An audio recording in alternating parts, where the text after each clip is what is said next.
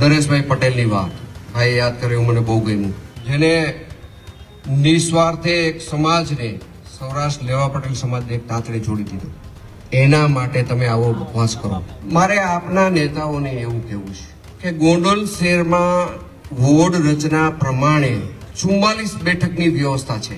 જો આપણા 44 ઉપર બેઠા છે, એમાંથી આખા ગામમાંથી 2 મૂર્તિયા જીવ્યા, 42ના ફાફા થઈ ગયા. તો આમાં 27નું શું થાય? નરેશ પટેલના જે વખાણ કર્યા એ ઉડીને આંખે વળગે એવા છે કે નરેશભાઈ છે આ વખતે સંપૂર્ણ રીતે ભાજપની તરફેણમાં છે એવો એક મેસેજ ગયો જ્યારે એમની મુલાકાત થઈ. જિગીશા પટેલનું નામ લીધા વિના એમણે નરેશ પટેલનું નામ લઈને જવાબ આપી દીધો. આખો વિડીયો જોતા પહેલા હજુ પણ અમારી ચેનલને સબસ્ક્રાઇબ નથી કરી તો યુટ્યુબ પર સબસ્ક્રાઇબ કરો અને ફેસબુક અને ઇન્સ્ટાગ્રામ પર ફોલો કરો.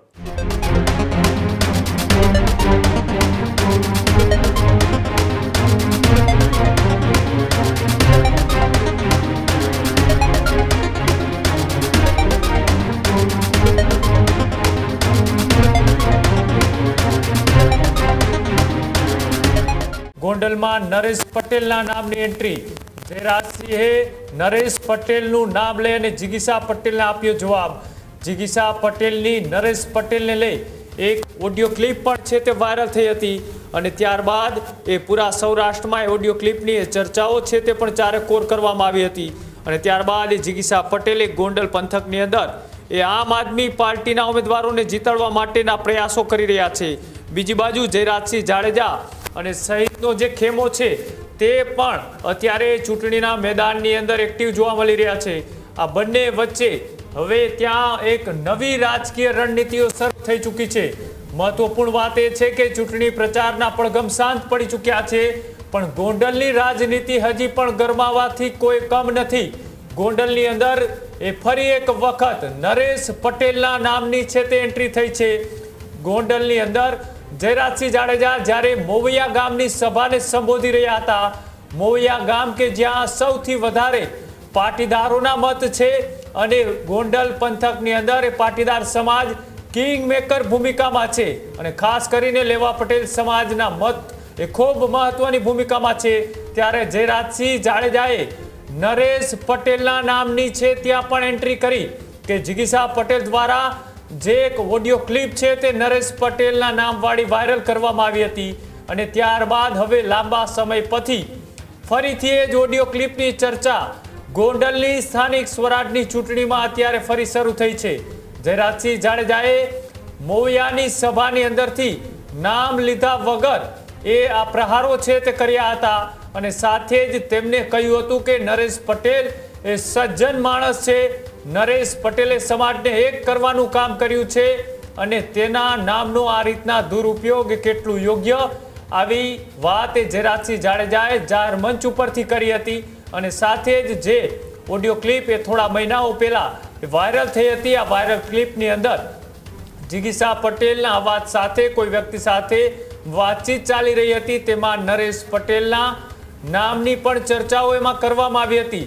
જોકે એ ચર્ચાઓ બાદ હવે એ વાતની કોઈ પુષ્ટિ હજુ સુધી થઈ નથી શકી, પણ જે રીતના એ ક્યાંક ને ક્યાંક એકબીજાને પાડી દેવા માટે અથવા તો એકબીજાને ક્યાંક નીચું દેખાડવા માટેનો જે પ્રયાસ છે તે જે તે સમયે કરવામાં આવ્યો હતો તેને ફરીથી જયરાજસિંહ જાડેજાએ ગોંડલમાંથી દોહરાવ્યો છે. જયરાજસિંહ જાડેજાએ ગોંડલમાંથી એ ઓડિયો ક્લિપની લઈ પણ વાત કરી છે અને સાથે જ કહ્યું છે કે જે રીતના નરેશ પટેલને ખરાબ ચિતરવાનો પ્રયત્ન કરવામાં આવ્યો હતો. શું કહ્યું હતું જયરાજસિંહ જાડેજાએ, આવો તે પણ જોઈએ. નરેશભાઈ પટેલની વાત ભાઈ યાદ કર્યું, મને બહુ ગમ્યું. જેને ઇતિહાસ રચી દીધો, જેને નિસ્વાર્થે એક સમાજને, સૌરાષ્ટ્ર લેવા પટેલ સમાજને એક તાતડે જોડી દીધો. એના માટે તમે આવો ઉપવાસ કરો તો આપણને દુઃખ થાય કે આવું હોય કોઈ દિવસ. ઠીક છે, એનું કામ એ કરે, આપણને વાંધો નથી. 2 દિવસમાં મેં 4-5 ગામડા ફેર્યા છે. આ શહેરની મારી પહેલી સભા છે. મને ઝાઝા લોકોને મળ્યા પછી, ગામડાની 4-5 સભા કર્યા પછી મારો અભ્યાસ એવું કહે છે, મારું માનવું એવું છે કે વ્યક્તિગત જયરાજસિંહ માટે બોલ્યા હોય તો ભૂલી જાઓ, ભાજપ માટે બોલ્યા હોય તો ભૂલી જાઓ. આ પ્રજાના મનમાં પડેલી વાત હું કરું છું. પણ એને આખા ગોંડલને સીધું ધરમૂળમાંથી ઉપાડ્યું. ગોંડલ એટલે મિર્ઝાપુર. હું પેલી હું ચોખવટ કરી લો કે તમે બધા સભામાં આવ્યા છો, પ્રેમથી આવ્યા છો ને, દાદાગીરી આમાં કોઈ અશોકભાઈ માયરા બાયરા નથી ને કોઈ ને. આમાં તો બોલું પૂછો બાપા, જાજા માણા થાય તો કે અશોકભાઈ ને બધા ગુંડા નીકળી ગયા ને ધારાહારીથી હાગમ તે લેવા, એવું તો નથી ને. આપણે અયોધ્યા ચોકમાં બેઠા છીએ, ખોટું નહીં બોલવાનું. પણ મારે આ મિર્ઝાપુર જે આવેલું છે ને ભાઈ, એમાં આપણે પૂર રાખી, પણ આગળનું મિર્ઝા આપણે કાઢી નાખવું છે. આ ગામનું નામ આપણે ઉર્જાપુર રાખી દઈએ. વીજળીથી ભરપૂર, તાકાતથી ભરપૂર, દરેકના ચહેરા ઉપર ઉર્જા. બગાઉ ખાઈને કોઈ એમ છેટે માખીને આમ મારે એવું કોઈ નહીં. માખી છેટી હોય ત્યાં ઘણા આમ કરે, આમ રેવા દે. એવો આ ગામનો કોઈ વ્યક્તિ જ નહીં, ઉર્જાથી ભરેલો વ્યક્તિ. એનું નામ સર ભગવતસિંહનું ગૌ મંડલ. ગોંડલ તો પછી થયું. સર ભગવતસિંહનું લખેલું પુસ્તક છે ને મિત્રો, નાની પેઢીને કદાચ ખબર નહીં હોય. દુનિયામાં મોંઘું કોઈ પુસ્તક હોય ને તો ભગવત ગૌ મંડળ છે. તમને એનાથી આગળ જઈને વાત કરું તો આ બધા નાના દીકરા જેવા જુવાનિયા બેઠા છે ને, નવાઈ લાગશે કે જ્યારે શબ્દકોશની આટી ઘૂંટી હોય ને ત્યારે સુપ્રીમ કોર્ટની લાઇબ્રેરીની અંદર દેશની ઉચ્ચ ન્યાયાલય એની અંદર આપણું પુસ્તક ફરજિયાત છે. ભગવતસિંહનું લખેલું પુસ્તક છે અને આ એનું બનાવેલું મોડલ છે. તમને શેના માટે પીડાવવું પડે છે? 8 મહિનામાં તમે પહેલા તો ગોંડલની, હજી 30 વર્ષમાં મારે ઘણું કરવાનું બાકી છે. તમે 8 મહિનામાં એટલો બધો ઉધાપો નાખી દીધો. ગોંડલને આ નથી, ગોંડલને તે નથી, ગોંડલને રોડ નથી, ગોંડલને રસ્તો નથી, ગોંડલને બોલવા માટે જીભ નથી, સૂંઘવા માટે નાક નથી. આવું બધું તમે કહી દીધું. 8 મહિનામાં એટલો બધો અભ્યાસ. 30 વર્ષથી હું આ ગામની સેવા કરું છું અને ત્યારે હવે ધબી રમેશભાઈ પણ આપણી સભામાં ઉપસ્થિત છે, ત્યારે હજી હું ધબીને કાંઠે નીકળું છું. કારણ કે મારી પેલાના આગેવાનો હતા એને હાબડ બોધ કરી નાખ્યું. મને ગુંડાગીરીની વાતમાં જરા પણ રસ નથી. આવો નરો બકવાસ, નરાવા ઉત્પાદ કોંગ્રેસ માટે આજે હું નહીં બોલું ભાઈ. મને કાલની સભા જઈને ખૂબ દયા આવી છે. મરેલાને કોઈ દી મરાય નહીં. અને ખૂબ ખૂબ શુભેચ્છા પાઠવું છું. ફરીથી ટિકિટ તમે આપો ત્યારે યોગ્ય પાત્ર નક્કી કરીને ટિકિટ આપજો, નકર પાછું 5 વર્ષે આ જ થશે. જે થઈ ગયું નીચ એ તમારું સંશોધન છે, એમાં પડતો નથી. વાત મનસુખભાઈ ઘણી બધી કરી. એમાં એક વાત તો તમને બધાને કદાચ સમજાણી હોય, ન સમજાણી હોય, કાંઈ અધર થઈ ગઈ હોય તો તમારા કાને જે વાત પહોંચી છે ને, એ એક એવા મહાન માણસની વાત છે, નરેશભાઈ પટેલની વાત. ભાઈ યાદ કર્યું, મને બહુ ગમ્યું. જેને ઇતિહાસ રચી દીધો,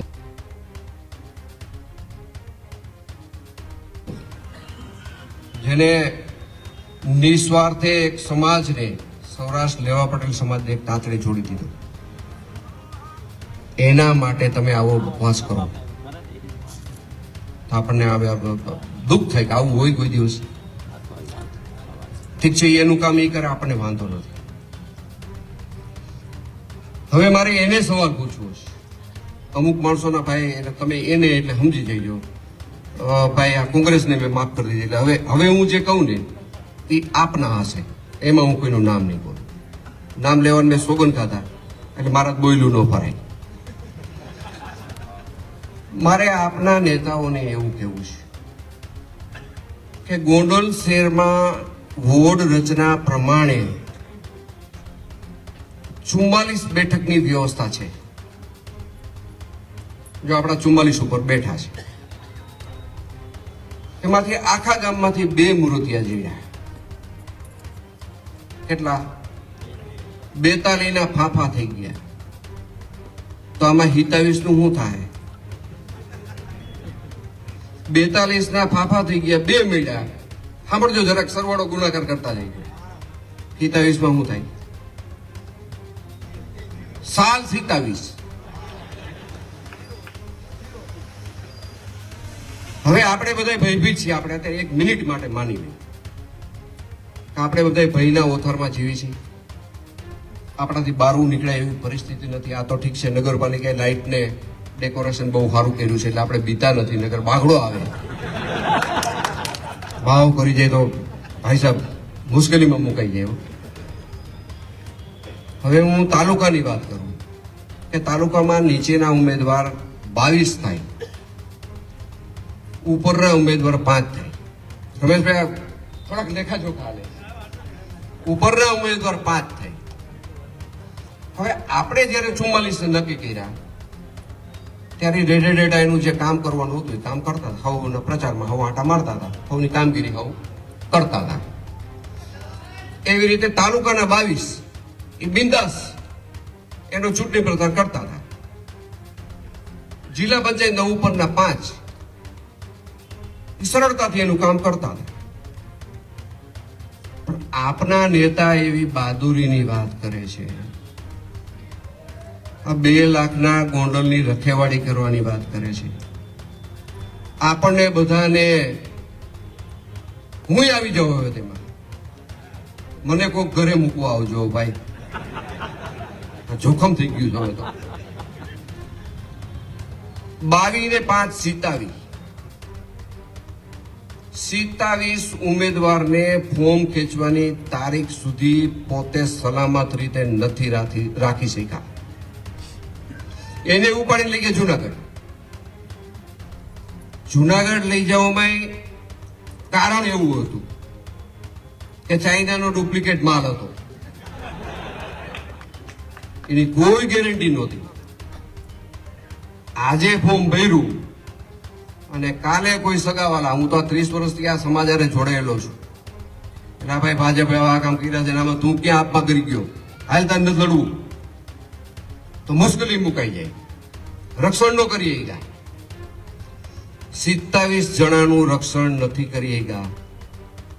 એ ગોંડલ માટે શું કરે એનો જવાબ તમને અત્યારે આપો તો?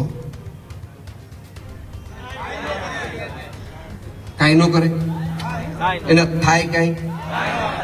કોઈના કુટુંબ પરિવાર વિશે હું ચર્ચા કરવા માંગતો નથી. પોતાનો આખો પરિવાર જો હોય તો એ મને ખબર નથી, હોય તો બિલકુલ જે રીતના એ ઝેરાજસિંહ જાડેજા કે છેલ્લી ઘડીએ બરાબરના છે તે જવાબ આપતા જોવા મળ્યા હતા. એ આમ આદમી પાર્ટીના જિગીસા પટેલે ગોંડલની અંદર એ પ્રચાર પ્રસાર કરી રહ્યા છે. તેની વચ્ચે આજે નિવેદન એ ખૂબ ચર્ચામાં છે. મુફદ્દલ જોડાયેલા છે મારી સાથે. મુફદ્દલ, જે રીતના એ ગોંડલની અંદર ભારે ગરમાવાની રાજનીતિ છે અત્યારે જોવા મળી રહી છે, મતદાનને ગણતરીના કલાકો બાકી છે, તે પહેલા હવે નિવેદનની કેટલી અસર પડશે ત્યાં? બિલકુલ, ગુજરાતમાં રાજકીય ગરમાવાનું એપી સેન્ટર ગોંડલ બની ગયું, એ રીતે ગોંડલમાં માહોલ બરાબરનો જામ્યો છે. અને જે રીતે પ્રચાર અને પ્રહાર થઈ રહ્યા છે એમાં પણ જયરાજસિંહનું આ નિવેદન છે, આખું જે એમનું સંબોધન છે એમાં વ્યંગ બાણનો એમણે મારો ચલાવ્યો છે. ઘણી બધી બાબતો એમણે એટલી સલુકાઈથી કહી છે કે સામેવાળાને સીધી જઈને છાતીમાં વાગે. પણ આ બધાની વચ્ચે એમણે નરેશ પટેલના જે વખાણ કર્યા એ ઉડીને આંખે વળગે એવા છે. હજુ હમણાં જ સૌને ખબર છે કે નરેશ પટેલ ભાજપના ઉમેદવારો સાથે મળ્યા, બેઠક કરી, અને એ આખો જે ઘટનાક્રમ થયો એનાથી જે એક મેસેજ ગયો છે સ્પષ્ટ રીતે કે નરેશભાઈ છે આ વખતે સંપૂર્ણ રીતે ભાજપની તરફેણમાં છે, એવો એક મેસેજ ગયો જ્યારે એમની મુલાકાત થઈ. અને હવે જયરાજસિંહનું આ રીતે મંચ ઉપરથી સંબોધન દરમિયાન એમનું નામ લેવું, એમના વખાણ કરવા, નામ લીધા વિના, નરેશ પટેલનું તો એમણે નામ લીધું, પણ જિગીશા પટેલનું નામ લીધા વિના એમણે નરેશ પટેલનું નામ લઈને જવાબ આપી દીધો. કેમ કે જે ગોંડલની અંદર 44 બેઠકો માટે ચૂંટણી છે, ત્યાં આમ આદમી પાર્ટીના ફક્ત 2 ઉમેદવારો છે, એવું જે એમનું નિવેદન છે એ સ્પષ્ટપણે કહે છે કે કઈ રીતના પ્રહારોનો વરસાદ એમણે વરસાવ્યો. પણ આ બધાની વચ્ચે નરેશ પટેલનું નામ લેવું એટલા માટે પણ સૂચક છે અહીંયા, કેમ કે આપને યાદ હશે કે જ્યારે એ મિર્ઝાપુર વિવાદ પરાકાષ્ઠાએ હતો અને ગોંડલની અંદર જાણે કે રાજકીય શક્તિ પ્રદર્શન ચાલી રહ્યું હતું, અલ્પેશ કથિરિયા પણ જ્યારે ગોંડલ પહોંચ્યા હતા અને એ સમયે અલ્પેશ કથિરિયા એ ત્યાં પહોંચ્યા પછી પહેલી જે મુલાકાત એમણે કરી હતી એ ખોડલધામ જે એ પહોંચ્યા હતા. એટલે આ આખા ઘટનાક્રમને એની સાથે પણ જોડીને જોવાવો જોઈએ કે નરેશ પટેલના જે રીતે વખાણ કરી રહ્યા છે જયરાજસિંહ, વિરોધી છાવણીને સીધો અને સ્પષ્ટ મેસેજ છે. અને બીજી રીતે જોવા જઈએ તો જયરાજસિંહ એ પણ કહી રહ્યા છે કે આમ આદમી પાર્ટી પોતાના અસ્તિત્વ માટે વલખા મારી રહી છે. 27 જે ઉમેદવારોની વાત કરી જેમને જૂનાગઢ લઈ જવા પડ્યા, ત્યાં પણ એમણે વ્યંગ કર્યો.